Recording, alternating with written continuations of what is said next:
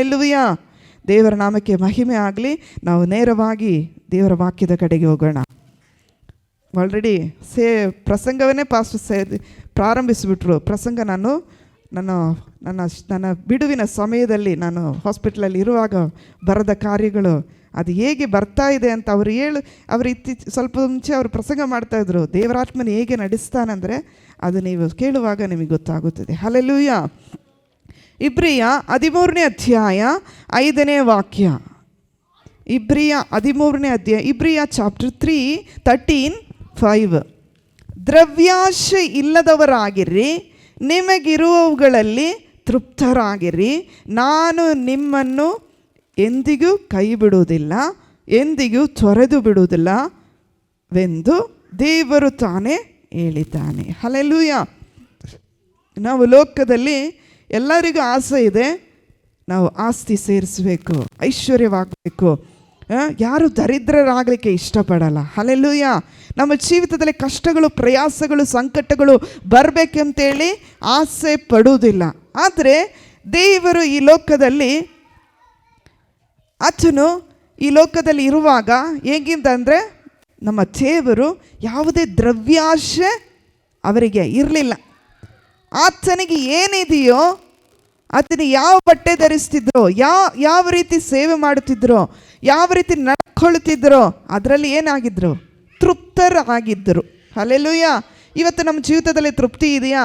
ನಾವು ಒಂದು ಬಟ್ಟೆ ತಗೊಳ್ತೀವಿ, ಮತ್ತೆ ಇನ್ನೊಂದು ನೋಡುವಾಗ ಅದು ಆಸೆ ಇದೆ, ತಗೋಬೇಕು. ಇರುವ ಹಣದಲ್ಲಿ ಎಲ್ಲವನ್ನೂ ಬಟ್ಟೆನೇ ತಗೊಂಡ್ಬಿಟ್ರೆ ಸಂಸಾರ ಹೇಗೆ ಮಾಡಲಿಕ್ಕೆ ಆಗ್ತದೆ?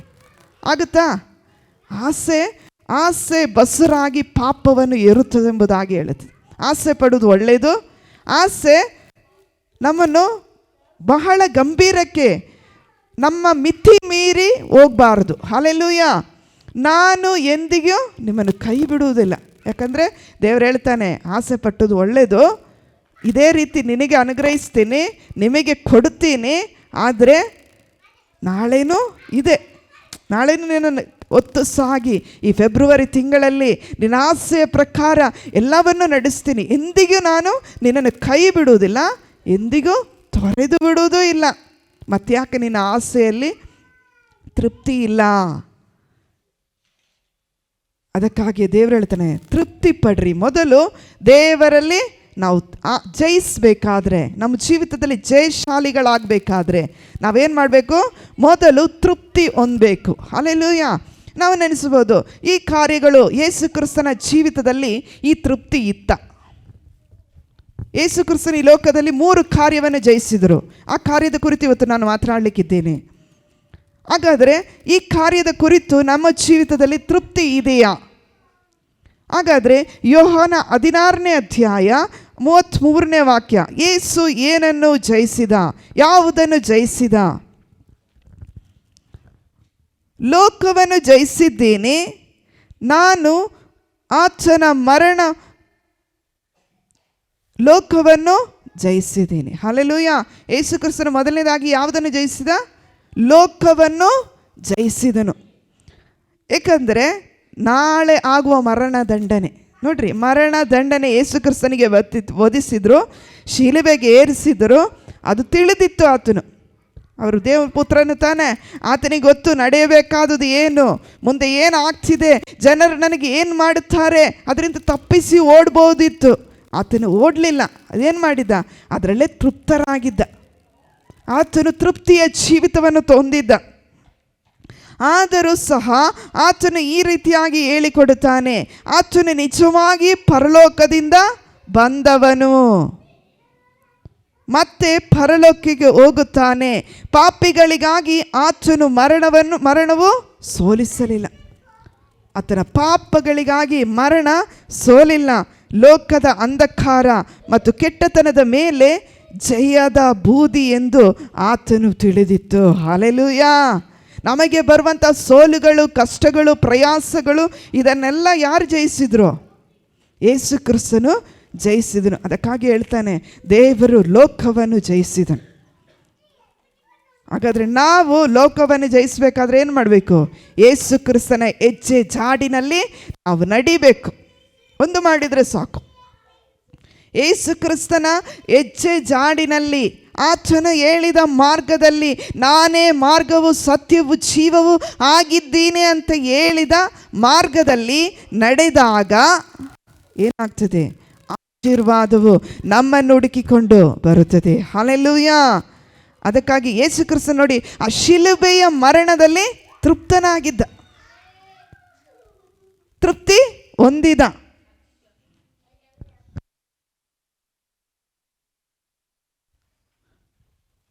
ಶಿಲುಬೆಯ ಮರಣದಲ್ಲಿ ತೃಪ್ತಿ ಹೊಂದಿದ್ದ. ಮುಳ್ಳಿನ ಕಿರೀಟ ಧರಿಸ್ಬೇಕಂತೇಳಿ ಆತನಿಗೆ ಗೊತ್ತಿತ್ತು, ಆದರೂ ಅದರಲ್ಲಿ ತೃಪ್ತಿ ಹೊಂದಿದ್ದ, ತಪ್ಪಿಸ್ಕೊಂಡಿಲ್ಲ. ಇವತ್ತಿನ ದಿನದಲ್ಲಿ ಯೇಸು ಕ್ರಿಸ್ತನ ಲೋಕದಲ್ಲಿದ್ದಾಗ ನಾನು ಲೋಕವನ್ನು ಜಯಿಸಿದ್ದೀನಿ. ಹಲ್ಲೆಲೂಯಾ. ಹಾಗಾದರೆ ಇವತ್ತು ಯೇಸು ಕ್ರಿಸ್ತನು ನಮ್ಮಲ್ಲಿ, ಆತನು ನಮ್ಮೊಳಗೆ ಆತನು ವಾಸವಾಗಬೇಕಾದ್ರೆ ನಾವು ಲೋಕವನ್ನು ಜಯಿಸಬೇಕು. ಲೋಕದ ಅಕ್ರಮ ಕಾರ್ಯಗಳು, ಲೋಕದ ಅನೀತಿ ಕಾರ್ಯಗಳಿಗೆ ನಾವು ತಲೆ ಹಾಕಿಕೊಳ್ಳಬಾರದು. ದೇವರಿಗೆ ಇಷ್ಟವಿಲ್ಲದ ಪಾಪದ ಕಾರ್ಯಕ್ಕೆ ನಾವು ತಲೆ ಹಾಕಬಾರದು, ಕೈ ಹಾಕಬಾರದು. ಅದಕ್ಕಾಗಿಯೇ ದೇವರು ನಮ್ಮಲ್ಲಿ ಅಪೇಕ್ಷೆ ಪಡುತ್ತಾನೆ. ಹಲ್ಲೆಲೂಯಾ.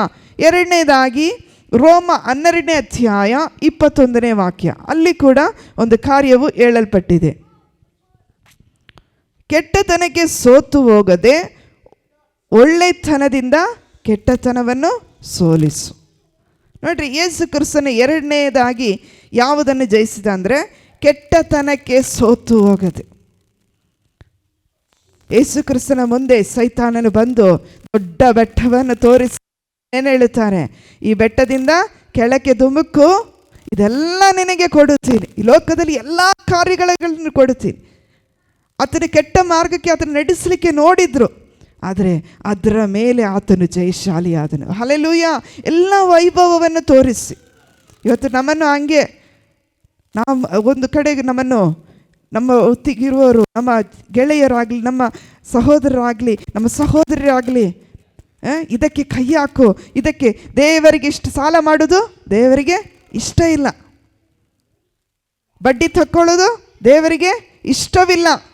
ಆದರೆ ನಾವೇನು ಹೇಳ್ತೀವಿ? ಬಡ್ಡಿಗಳಿಗೆ ಸಿಕ್ಕಾಕೊಳ್ತೀವಿ, ಸಾಲಕ್ಕೆ ಸಿಕ್ಕಾಕೊಳ್ತೀವಿ.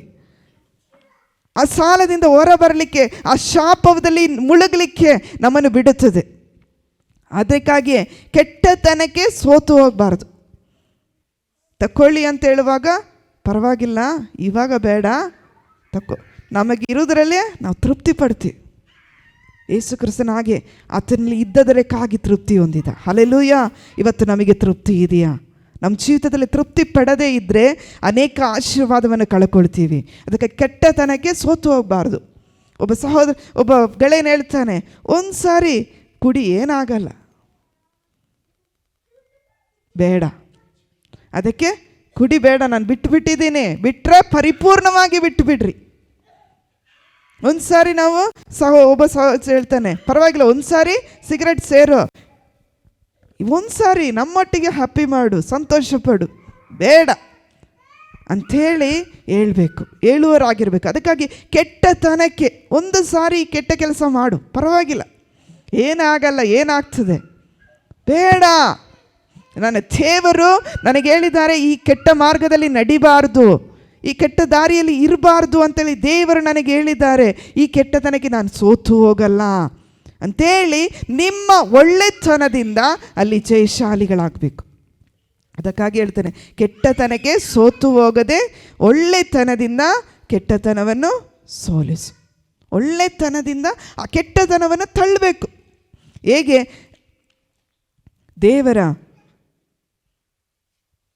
ದೇವರು ನಮ್ಮನ್ನು ಬರುವಂಥ ಪಾಪಗಳಿಂದ, ಮುತ್ತಿಕೊಳ್ಳುವ ಪಾಪದಿಂದ ನಮ್ಮನ್ನು ಬಿಡುಗಡೆ ಮಾಡಬೇಕು. ಹಲ್ಲೆಲೂಯಾ. ನಮ್ಮ ಮೇಲೆ ಜಗಳ, ಹೇಗೆ ಸೇವಕರು ಹೇಳುವ ಹಾಗೆ, ಜಗಳ ಬರುವಾಗಲೇ ಒಬ್ಬರು ಏನು ಮಾಡಬೇಕು? ಸೈಲೆಂಟಾಗಿರಬೇಕು. ಜಗಳ ಮಾಡುವಾಗಲೇ ಆ ಸ್ಥಳ ಬಿಟ್ಟು ಹೋಗ್ಬಿಡ್ಬೇಕು. ಸಮಾಧಾನ ಕೆಡಿಸ್ತಾರೆ ಅಂತೇಳಿ ನೆನೆಸುವಾಗಲೇ ನಾವೇ ಆ ಸ್ಥಳ ಬಿಟ್ಟು ಹೋಗ್ಬಿಡ್ಬೇಕು. ಆವಾಗ ದೇವರು ನಮ್ಮನ್ನು ಆಶೀರ್ವದಿಸುವ ದೇವರಾಗಿದ್ದಾನೆ. ಹಲ್ಲೆಲೂಯಾ. ಒಂದು ವೇಳೆ ನಿಮಗೆ ಆ ಸಮಯದಲ್ಲಿ ನಿಮಗೆ ಕಷ್ಟ ಆಗ್ಬೋದು, ಪ್ರಯಾಸ ಆಗ್ಬೋದು, ದೇವರ ಸಮ್ಮುಖದಲ್ಲಿ ಕಣ್ಣೀರನ್ನು ಸುರಿಸಿರಿ. ಹಲ್ಲೆಲೂಯಾ. ನಮ್ಮ ಕಷ್ಟಗಳಿಗೆ. ಅದಕ್ಕಾಗಿ ಲೋಕವನ್ನು ಜಯಿಸಿದನು ಯೇಸು ಕ್ರಿಸ್ತನು. ಎರಡನೇದಾಗಿ ಕೆಟ್ಟತನಕ್ಕೆ ಸೋತು ಹೋಗಿಲ್ಲ. ಆತನಲ್ಲಿರುವಂಥ ಒಳ್ಳೆತನದಿಂದ ಎಲ್ಲ ಕಾರ್ಯಗಳನ್ನು ಸೋಲಿಸಿದನು. ಹಲ್ಲೆಲೂಯಾ. ಮೂರನೇದಾಗಿ 1 ಯೋಹಾನ 2ನೇ ಅಧ್ಯಾಯ 13ನೇ ವಾಕ್ಯ. 1 ಯೋಹಾನ 2ನೇ ಅಧ್ಯಾಯ 13ನೇ ವಾಕ್ಯ. ತಂದೆಯೇ, ಆದಿಯಿಂದ ಇರುವಾತನನ್ನು ನೀನು ಬಲ್ಲವನಾಗಿರುವುದರಿಂದ ನಿನಗೆ ಬರೆಯುತ್ತೇನೆ. ಯವನಸ್ಥರೇ, ನೀವು ಕುಡುಕನನ್ನು ಜಯಿಸಿರುವುದರಿಂದ ನಿಮಗೆ ಬರೆಯುತ್ತೇನೆ. ಕೆಡುಕನನ್ನು ಜಯಿಸಿರುವುದರಿಂದ ನಿಮಗೆ ಬರೆಯುತ್ತೇನೆ. ತಂದೆಯೇ, ಆದಿಯಲ್ಲಿರುವಾತನನ್ನು ನೀನು ಬಲ್ಲವನಾಗಿರುವುದರಿಂದ. ಆದಿಯಿಂದಲೇ ನಮ್ಮನ್ನು ಬಲ್ಲವನು ನಮ್ಮ ಕರ್ತನಾದ ಯೇಸು ಕ್ರಿಸ್ತನು ತಾಯಿಯ ಗರ್ಭದಲ್ಲಿ ಪಿಂಡವಾಗಿರುವಾಗಲೇ ನಮ್ಮ ಕುರಿತು ಆತನು ದೊಡ್ಡ ಕನಸಿದೆ. ಹುಟ್ಟುವಾಗಲೇ ತಾಯಿ ಗರ್ಭ ಧರಿಸುವಾಗಲೇ ತಂದೆಗೆ ಆ ಮಗುವಿನ ಬಗ್ಗೆ ಅನೇಕ ಕನಸು ಕಾಣ್ತಾರೆ. ನನ್ನ ಮಗ ಹಿಂಗೆ ಮಗನೋ ಬಂದ ಮೇಲೆ ಹಿಂಗಿರಬೇಕು ಅಂತೇಳಿ ದೊಡ್ಡ ಕನಸು ಕಾಣ್ತಾರೆ. ಆದರೆ ನಮ್ಮ ಕುರಿತು ದೇವರು ಕನಸು ಕಾಣುವನಾಗಿದ್ದಾನೆ. ಹಲ್ಲೆಲೂಯಾ. ತಂದೆಗಳೇ, ಆದಿಯಿಂದ ಇರುವಾತನನ್ನು ನೀವು ಬಲ್ಲವನಾಗಿರುವುದರಿಂದ ನಿಮಗೆ ಬರೆಯುತ್ತೀರಿ. ನಾವು ದೇವರನ್ನು ಬಲ್ಲವರು, ದೇವರ ಮಾರ್ಗವನ್ನು ಅರಿತವರು, ದೇವರಿಗೆ ಅಧೀನರಾಗಲಿಕ್ಕೆ ಕಲಿತವರು. ನಾವೇನು ಮಾಡಬೇಕು? ದೇವರಿಗೆ ಕೆಡುಕನನ್ನು ಜಯಿಸಬೇಕು. ನಮಗೆ ಬರುವಂಥ ಶತ್ರುವನ್ನು ಜಯಿಸಲಿಕ್ಕೆ, ಶಾರೀರಿಕ ಶತ್ರುವಾಗಲಿ ಆತ್ಮಿಕ ಶತ್ರುವಾಗಲಿ, ಜಗಳ ಮಾಡಿಕೊಂಡು ಶಾರೀರಿಕ ಶತ್ರುವನ್ನು ಜಯಿಸ್ಲಿಕ್ಕಾಗಲ್ಲ. ಆಗುತ್ತಾ? ಬಾಯಿಗೆ ಮಾತಾಡಿ ಜಗಳವಾಡಿ ಮನೆ ಬಿಟ್ಟು ಹೋಗಿ ಆ ರೀತಿ ನಾವು ಜಯಿಸ್ಲಿಕ್ಕೆ ಆಗ್ತದಾ? ಆದರೆ ಆ ಶತ್ರು ತಿರುಗಿ ಬರ್ತಾರೆ. ತಿರುಗಿ ಅಲ್ಲಿ ಹೋಗಿ ವಾಸ ಮಾಡಿದರೆ ತಿರುಗಿ ಬರ್ತಾರೆ.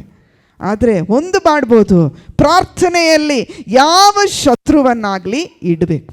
ಹಲ್ಲೆಲೂಯಾ. ನಿಮ್ಮನ್ನು ಶಾರೀರಿಕವಾಗಿ ನೋವಿಸ್ತಿದ್ರು, ಆತ್ಮಿಕವಾಗಿ ನೋವಿಸಿದ್ರು, ಆ ಶತ್ರುವನ್ನು ಯಾರ ಮುಂದೆ ಇಡಬೇಕು?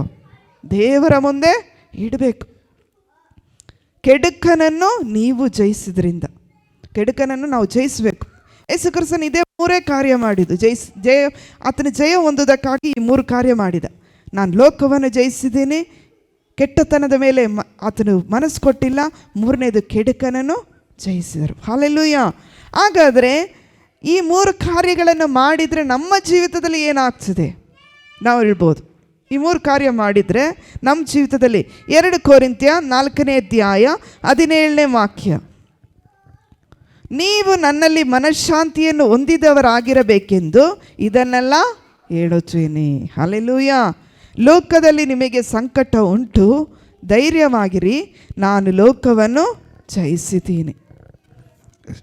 ಹಲ್ಲೆಲೂಯಾ. ಯೇಸು ಕ್ರಿಸ್ತನು ಲೋಕದಲ್ಲಿರುವಾಗ ಒಂದು ದೊಡ್ಡ ಕೂಟವನ್ನೇ ಆತನು ಓದಲೆಲ್ಲ ಗುಂಪುಗಳಿತ್ತು. ಆತನ ಬಾಯಿಯಿಂದ ಹೊರಡುವಂಥ ಮಾತುಗಳನ್ನು ಕೇಳುವುದಕ್ಕಾಗಿಯೇ ಜನರು ಆತನನ್ನು ಹಿಂಬಾಲಿಸ್ತಿದ್ರು. ಆತನು ಹೇಳುವಂಥ ಮಾತುಗಳನ್ನು ಕೇಳಬೇಕಂದ್ರೆ ಊಟ ಬೇಡ, ತಿಂಡಿ ಬೇಡ, ಸಮಯ ಆಗುವುದೇ ಗೊತ್ತಿಲ್ಲದೆ ಆತನ ಹಿಂದೆ ತಿರುಗ್ತಿದ್ರು. ಇವತ್ತು ಸಭೆಯಲ್ಲಿರುವಂಥ ಜನರಿಗೆ ಬನ್ನಿರಿ, ಪ್ರಾರ್ಥನೆ ಮಾಡಿರಿ, 1 ಗಂಟೆ, ಒಂದು ಅರ್ಧ ಗಂಟೆ ಬನ್ನಿ. ನೀವು ಯಾವ ಸಮಯಕ್ಕೆ ಬಂದರೂ ಕೂಡ ನಮ್ಮ ಎಲ್ಲ ಕೆಲಸಗಳನ್ನು ಬಿಟ್ಟು ನಾವು ಬರ್ತೀವಿ, ನಿಮ್ಮೊಂದಿಗೆ ಮಾತನಾಡುತ್ತೀವಿ. ಅದರ ಪರಿಚಯ ಇದ್ದವರಿಗೆ ಗೊತ್ತಿದೆ. ಎಷ್ಟೇ ಕೆಲಸ ಇದ್ದರೂ ಕೆಲವೊಮ್ಮೆ ನಾನು ಆಫೀಸಿಂದ ಬಂದ ಸಮಯ ಆಗಿರ್ತದೆ, ಅಷ್ಟರೊಳಗೆ ಬಂದಿರ್ತಾರೆ. ಆವಾಗ ಸೇವಕರು ಅಷ್ಟು ಪಕ್ಕ ಬೇಗನೆ ಇಳಿದು ಬರ್ತಾರೆ.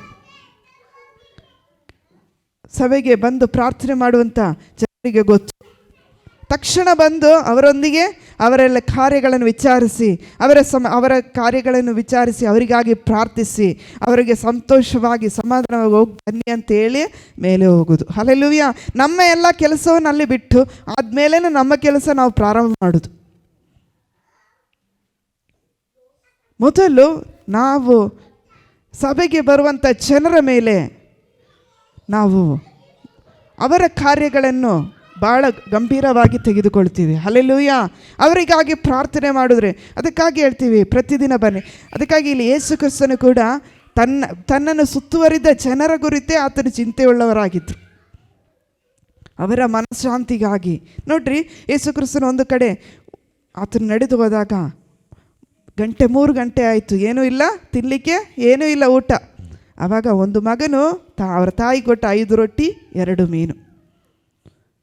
ಆತನೇನು ಮಾಡಿದರು, ಶಿಷ್ಯರನ್ನು ಹುಡುಕಿದಾಗ ಎಲ್ಲೂ ಆಹಾರ ಸಿಕ್ಕುವ ದಾರಿಯೇ ಇಲ್ಲ ಆ ಸ್ಥಳಗಳಲ್ಲಿ.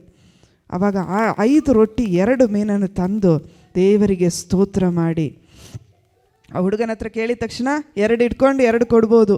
ಆದರೆ ಆ ಚಿಕ್ಕ ಹುಡುಗ ಆದರೂ ಕೂಡ ಆತನೇನು ಮಾಡಿದ, ಯೇಸು ಸ್ವಾಮಿಗೆ ಕೊಡುವಾಗ ಪೂರ್ತಿಯಾಗಿ ಕೊಟ್ಬಿಟ್ರು. ನೋಡ್ರಿ, ಪೂರ್ತಿಯಾಗಿ ಆತನಿಗೆ ಕೊಟ್ಬಿಟ್ರು. ಯಾಕಂದರೆ ಯೇಸು ನನ್ನೊಂದಿಗಿರುವಾಗ ನನಗೆ ಯಾಕೆ ಈ ಊಟದ ಬಗ್ಗೆ ಚಿಂತೆ, ಆತನ ಆಶೀರ್ವದಿಸಿದೆ ಎಲ್ಲರಿಗೂ. ನೋಡ್ರಿ, ಆತನು ಆಶೀರ್ವದಿಸಿದ ಮೇಲೆ ಆತನು 5 ರೊಟ್ಟಿ 2 ಮೀನನ್ನು 5,000 ಜನರಿಗೆ ಕೊಟ್ಟು ತೃಪ್ತಿಪಡಿಸಿದ. ಅಲ್ಲಿ ಮನಃಶಾಂತಿ ಉಂಟಾಯಿತು, ಹೌದಾ ಅಲ್ವಾ? 5,000 ಜನರಿಗೆ, ಅದು ಬರೀ 5,000 ಪುರುಷರಿಗೆ ಕೊಟ್ಟರು ಅಂತ. ಹಾಗಾದರೆ ಹೆಂಡತಿ, ಅವರ ಮಕ್ಕಳು, ಅವರ ಕುಟುಂಬದವರು ಎಷ್ಟೋ ಜನರು ಬಂದಿರ್ತಾರೆ. ಆದರೆ ಕೆಳಗೆ ಬಿದ್ದದನ್ನು ಎಕ್ಕಿದಾಗ 12 ಬುಟ್ಟಿ ಸಿಕ್ಕಿತಂತ. ಮಿಕ್ಕಿದೆಲ್ಲ ಅವ್ರು ತಿಂದು ತುಂಡು ತುಂಡೆಲ್ಲ ಬಿತ್ತಲ್ಲ, ಅದು ಕೂಡ ಆತನ ಎಕ್ಕಿ ಲೆಕ್ಕ ಮಾಡಿದಾಗ ಎಷ್ಟು ಉಳಿತು? 12 ಬುಟ್ಟಿ. ಇವತ್ತು ನಮ್ಮ ಜೀವಿತದಲ್ಲಿ ನಾವು ಈ 3 ಕಾರ್ಯಗಳನ್ನು ಜಯಿಸಿದರೆ ದೇವರು ನಮ್ಮ ಬುಟ್ಟಿ ತುಂಬಿ ತುಳುಕುವ ರೀತಿ ಮಾಡುತ್ತಾರೆ. ಹಲ್ಲೆಲೂಯಾ. ಈ ಹೊಸ ಫೆಬ್ರವರಿ ತಿಂಗಳಲ್ಲಿ ನಾವು ಮೊದಲು ಏನು ಮಾಡಬೇಕು? ಲೋಕವನ್ನು ಜಯಿಸಬೇಕು. ನಮಗೆ ಹಿಂದಟ್ಟಿ ನಮಗೆ ಸಮಸ್ಯೆ ಕೊಡ್ತಾರ, ಹಿಂದಟ್ಟಿ ನಮ್ಮನ್ನು ಬೆನ್ನಟ್ಟಿಕೊಂಡೇ ಬರ್ತದೆ ನಮಗೆ ಸಮಸ್ಯೆ. ಆದರೆ ನಾವೇನು ಮಾಡಬೇಕು? ಅದರ ಮೇಲೆ ಜಯಶಾಲಿಗಳಾಗಬೇಕು. 2ನೇದು ಕೆಟ್ಟತನ. ನಮಗೇನು ಕೆಟ್ಟತನ ಬರ್ತದೆ? ಏನು ಕೆಟ್ಟತನ ಬರ್ಬೋದು ಹೇಳ್ರಿ ನೋಡುವ. ಏನು ಕೆಟ್ಟತನ ಬರ್ತದೆ? ನಾವು ಕೈ ಹಾಕೋದೆಲ್ಲ ಕೆಟ್ಟತನ ಅಂತಲೇ ನಮಗೆ ತೋರುತ್ತದೆ. ಆದರೆ ದೇವರ ಮುಂದೆ ಮುಂಚಾನೆ ಎದ್ದುಕೊಂಡು, ದೇವರೇ, ಇವತ್ತು ನನಗೆ ಬರುವಂಥ ಎಲ್ಲ ಕೆಟ್ಟತನದಿಂದ ನನ್ನನ್ನು ಬಿಡುಗಡೆ ಮಾಡು, ನನ್ನ ಒಳ್ಳೆತನದಿಂದ ನಾನು ಇದನ್ನು ಸೋಲಿಸಲಿಕ್ಕೆ ಕೃಪೆ ಕೊಡು, ಫಲ ಕೊಡು, ಶಕ್ತಿ ಕೊಡು ಅಂತೇಳಿ ದೇವರಲ್ಲಿ ಪ್ರಾರ್ಥಿಸಬೇಕು. 3ನೇದು ಕೆಡುಕನು. ಶಾರೀರಿಕನಾಗಿ ಆತ್ಮಿಕವಾಗಿ ಬರುವಂಥ ಆಯುಧ ನಮಗೆ ಪ್ರಾರ್ಥನೆ ಮಾಡುವಾಗ ಏನಾಗ್ತದೆ? ಕೆಲವರಿಗೆ ನಿದ್ರೆ ಬರ್ತದೆ, ಪ್ರಾರ್ಥನೆ ಮಾಡುವಾಗ ಜೋಕಾಲಿ ಓಡಿಸಿದ ಹಾಗೆ ಆಗ್ತದೆ. ಕೆಲವರು ಪ್ರಾರ್ಥನೆ ಮಾಡಿದಾಗ ಏನಾಗ್ತದೆ? ಕೆಲವರು ಮಲ್ಕೊಂಡ್ರೆ ನಿದ್ದೆ ಬರಲ್ಲ, ಪ್ರಾರ್ಥನೆ ಕೂತಾಗ ಏನಾಗ್ತದೆ? ನಿದ್ದೆ ಬರ್ತದೆ. ಆವಾಗ ಏನು ಮಾಡಬೇಕು? ಆ ಕೆಡುಕನನ್ನು ಜಯಿಸಬೇಕು. ಅವರೇನು ಮಾಡಬೇಕಂದ್ರೆ ಬಾಯಿ ತೆಗೆದು ಕರ್ತನಿಗೆ ಸ್ತೋತ್ರ ಮಾಡಬೇಕು. ಹಲ್ಲೇಲೂಯಾ, ಸ್ತೋತ್ರ ಎಂಬುದಾಗಿ ದೇವರು ಮಾಡಿದ ಉಪಕಾರಗಳನ್ನು, ದೇವರೇ ನನಗೆ ಮಕ್ಕಳನ್ನು ಕೊಟ್ಟಿದ್ದಿ, ನನಗೆ ಹೆಂಡತಿಯನ್ನು ಕೊಟ್ಟಿದ್ದಿ, ನನ್ನ ಗಂಡನನ್ನು ಕೊಟ್ಟಿದ್ದಿ ಅಂತೇಳಿ, ನನಗೆ ಅದು ಕುಟುಂಬಕ್ಕೆ ಇದು ಕೊಟ್ಟಿದ್ದಿ, ಆಹಾರ ಕೊಟ್ಟಿದ್ದಿ, ಬಟ್ಟೆ ಕೊಟ್ಟಿದ್ದಿ, ವಸ್ತ್ರ ಕೊಟ್ಟಿದ್ದಿ, ಇರಲಿಕ್ಕೆ ಸ್ಥಳ ಕೊಟ್ಟಿದ್ದಿ ಅಂತೇಳಿ ಏನು ಮಾಡಬೇಕು? ದೇವರಿಗೆ ಸ್ತೋತ್ರ ಮಾಡುವಾಗ ಯಾರು ಸ್ತುತಿ ಯಜ್ಞವನ್ನು ಸಮರ್ಪಿಸ್ತಾರೋ ಅವರೇ ಆತನನ್ನು ಗೌರವಿಸುವರು. ಇದೇ ಸ್ತೋತ್ರವನ್ನೇ ಎರಿಕೋ ಗೋಡೆಯನ್ನು ಸುತ್ತುವಾಗಲೂ ಆ ಕೋಟೆ ಬೀಳಲಿಕ್ಕೆ ಏನು ಮಾಡಿದರು? ಸ್ತೋತ್ರ ಮಾಡಿದರು. ನಿಮ್ಮ ಬಂಧನ ಬಿಚ್ಚಲ್ಪಡಬೇಕಾ? ಬಾಯಿಯಿಂದ ಸ್ತೋತ್ರ ಮಾಡಿರಿ. ಸ್ತೋತ್ರ ಮಾಡಬೇಕು. ಒಂದು ಇಡೀ ಹಿಟ್ಟು ತೆಗಿತೀರಾ, ಒಂದು ಇಡೀ ಹೊಗೆ ಎಣ್ಣೆ ತೆಗಿತೀರೋ, ಒಂದು ಇಡೀ ನಾವೇನಾದರೂ ಒಂದು ಕೆಲಸ ಮಾಡುವಾಗ ಏನು ಮಾಡಬೇಕು? ಪಾತ್ರೆ ತೊಳಿತೀರಾ, ನಿಮ್ಮ ಒಟ್ಟು ವೈಯಕ್ತಿಕವಾಗಿರ್ತೀರ, ಸ್ತೋತ್ರ ಮಾಡಿರಿ. ಸ್ತೋತ್ರ ಮಾಡಿದಷ್ಟು ಬಲ ಸಿಕ್ಕುತ್ತದೆ. ಹಲ್ಲೆಲೂಯಾ. ನಾವು ದೇವರಿಗೆ ಕೃತಜ್ಞತೆ ಉಳ್ಳವರಾಗಿರಬೇಕು. ಆವಾಗ ದೇವರಿಗೆ ನಾವು ಕೃತಜ್ಞತೆ ಹೇಳುವಾಗ, ದೇವರೇ ಅದಿಲ್ಲ ಇದಿಲ್ಲ ಹೂ ಅಂತ ಹೇಳ್ಕೊಂಡು ಜಗಳ ಆಡ್ತಾ ಇದ್ದರೆ ಏನಾಗ್ತದೆ? ಬರುವ ಆಶೀರ್ವಾದ ಕೂಡ ಬಂದದ್ದು ಕೂಡ ತಿರುಗಿ ಹೋಗ್ತದೆ. ನಾವು ಜಗಳಕ್ಕೆ ಕಾರಣರಾಗದೆ ನಾವು ಸ್ತೋತ್ರಕ್ಕೆ ಕಾರಣರಾಗುವಾಗ ದೇವರ ನಾಮ ಮಹಿಮೆಗೊಳ್ಳುತ್ತದೆ. ಹಲ್ಲೆಲೂಯಾ. ನಾವು ಸ್ತೋತ್ರ ಮಾಡುತ್ತಾ ಎಲ್ಲರೂ ಎದ್ದು ನಿಂತುಕೊಳ್ಳೋಣ. ದೇವರೇ, ಇಲ್ಲಿ 3 ಕಾರ್ಯಗಳನ್ನು ಜಯಿಸಲಿಕ್ಕೆ, ನೀನು ಜಯಿಸಿದ ಹಾಗೆ ನನಗೆ ಜಯಿಸಲಿಕ್ಕೆ ಕೃಪೆ ಕೊಡು. ಈ ಲೋಕದಲ್ಲಿ ನಾನು ಈಗ 3 ಕಾರ್ಯಗಳಲ್ಲಿ ಜಯಶಾಲಿ ಆಗಲಿಕ್ಕೆ ಕೃಪೆ ಕೊಡು. ಲೋಕದ ವ್ಯವಹಾರಗಳಲ್ಲಿ, ಲೋಕ ಕಾರ್ಯಗಳಲ್ಲಿ ಜಯಶಾಲಿಯಾಗಿ ಜೀವಿಸಲಿಕ್ಕೆ ನನಗೆ ಕೃಪೆ ಕೊಡು. ದೇವರೇ, ನನಗೆ ಕೆಟ್ಟತನ ಮಾಡಬೇಕೆಂಬುದಾಗಿ ಬರುವಾಗ ನನ್ನಲ್ಲಿರುವಂಥ ಒಳ್ಳೆತನದಿಂದ ಅದನ್ನು ತಡಿಲಿಕ್ಕೆ ಕೃಪೆ ಕೊಡು. ಕೆಟ್ಟತನಕ್ಕೆ ಸೋತು ಹೋಗದೆ ಒಳ್ಳೆತನದಿಂದ ಕೆಟ್ಟತನವನ್ನು ಸೋಲಿಸು. ಮೂರನೇದು, ಕೆಡುಕನು ಒಡ್ಡುವಂಥ ಯಾವ ಬಲೆಗೂ ನಾನು ಸಿಕ್ಕಿಕೊಳ್ಳದಂತೆ ನನ್ನನ್ನು ಕಾಪಾಡು. ದೇವರೇ ಸ್ತೋತ್ರ ಸ್ತೋತ್ರ, ಹಾಲೆಲ್ಲೂಯ ಹಾಲೆಲ್ಲೂಯ. ಯೇಸುವೇ ನಿನಗೆ ಸ್ತೋತ್ರ, ರಾಜಾದಿ ರಾಜನೇ ನಿನಗೆ ಸ್ತೋತ್ರ ಸ್ತೋತ್ರ ಸ್ತೋತ್ರ ಸ್ತೋತ್ರ ಸ್ತೋತ್ರ. ಯೇಸಪ್ಪ ನಿನಗೆ ಸ್ತೋತ್ರ ಸ್ತೋತ್ರ ಸ್ತೋತ್ರ. ಅಂಧಕಾರ ಬಲವನೆಲ್ಲ ದೇವ ಮಹಿಮೆಯೊಳ್ ಮುರಿಯುವೆನು, ಅಂಧಕಾರ ಬಲವನೆಲ್ಲ ದೇವ ಮಹಿಮೆಯೊಳ್ ಮುರಿಯುವೆನು.